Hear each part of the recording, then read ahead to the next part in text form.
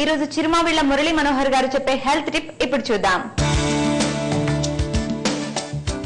ఆహారం ఔషధం ఈ విభాగంలో ఆల్కహాల్ దీనికి సంబంధించినటువంటి దుష్ఫలితాల గురించి, ఈ మద్యపానం అలవాటుని తగ్గించే ఆహార ఔషధాల గురించి, వీటి గురించి తెలుసుకుంటున్నాం. ఆల్కహాలిజం అంటే మద్యానికి బానిసవటం, మద్యం మత్తు నుంచి బయటికి రాలేకపోవటం, మద్యం మీద శారీరకంగా మానసికంగా ఆధారపడటం.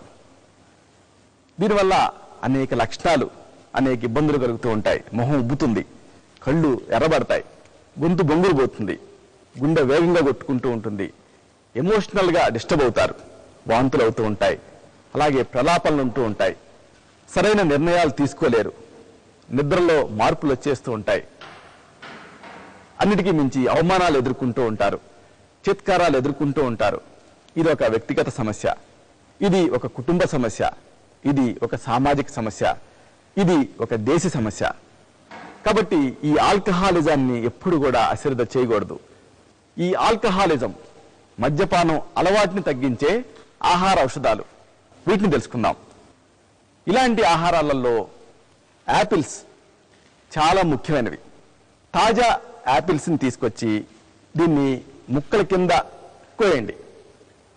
ఈ ముక్కల్ని ఫ్రెష్గా తినేయండి. లేకపోతే దీన్ని గ్రైండర్లో వేసి జ్యూస్ తీయండి, ఈ జ్యూస్ని తాగండి.